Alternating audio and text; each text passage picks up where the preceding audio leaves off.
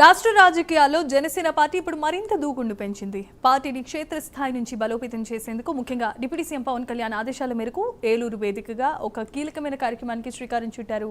ఇది రాబోయే రోజుల్లో పార్టీకి ఒక కొత్త దిశానిర్దేశం కాబోతోంది. జనసేన పార్టీ నిర్మాణ సారథుల సమాచార సేకరణ కమిటీ సమావేశం ఏలూరు జిల్లాలో అట్టహాసంగా ప్రారంభమైంది. ఏలూరులో కొప్పుల వెలమ కళ్యాణ మండపంలో జరిగిన ఈ కార్యక్రమానికి Eluru parliament observer, Rajanagaram MLA Battula Balaramakrishna కూడా హాజరయ్యారు.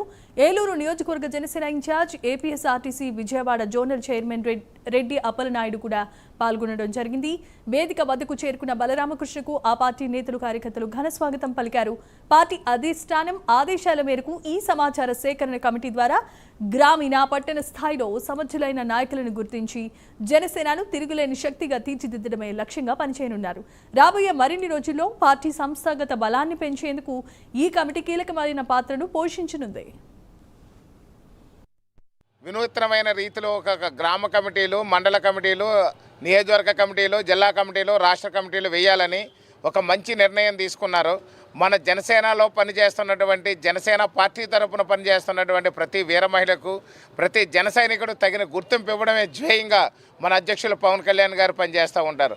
దాంట్లో భాగంగానే ఈరోజు కమిటీల్లో ఒక డబ్బు, కులం లేకపోతే మరొకటి కాకుండా ఎవరైతే నిస్వార్థంగా ప్రజలకు సేవలు అందిస్తున్నారో, నిస్వార్థంగా పేద ప్రజలకు సేవ చేయాలన్న తపనతో ఉన్నారో, జనసేన పార్టీ యొక్క సిద్ధాంతాలని ప్రజల్లోకి తీసుకెళ్లే వాళ్ళు ఎవరైతే ఉన్నారో వాళ్ళందరినీ కూడా గ్రామ కమిటీల్లో కానీ, మండల కమిటీల్లో కానీ, నియోజకవర్గ కమిటీల్లో కానీ, జిల్లా కమిటీల్లో కానీ, రాష్ట్ర కమిటీల్లో కానీ వేయాలని వారు నిర్ణయించుకున్నారు.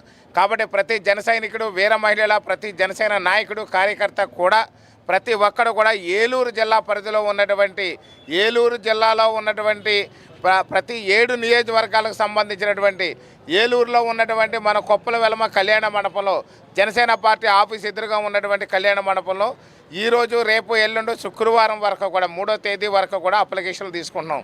మీరు ఎవరు కూడా ఎలాంటి అప్లికేషన్లు తీసుకురాని అవసరం లేదు. మీరు ఒక ఆధార్ కార్డు ఏదైతే ఉంటుందో అది మీ సెల్ ఫోన్లో పెట్టుకుంటారండి. అలాగే మెంబర్షిప్ కార్డు కూడా సెల్ ఫోన్లో పెట్టుకుంటూ వస్తే మీ వివరాలన్నీ కూడా ఇక్కడ మనకి ఐటీ టీం ఉంటుంది. అలాగే మన జన సైనికులు, వీర మహిళలు కూడా వాళ్ళకి కావాల్సిన గైడ్లైన్స్ ఇస్తారు వాళ్ళు.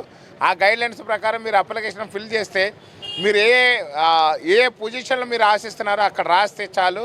అవన్నీ కూడా ఇక్కడే డైరెక్ట్ చేస్తారు. కమిటీ వాళ్ళు ఉన్నారు అందరూ కూడా. మన అధ్యక్షులు పవన్ కళ్యాణ్ గారు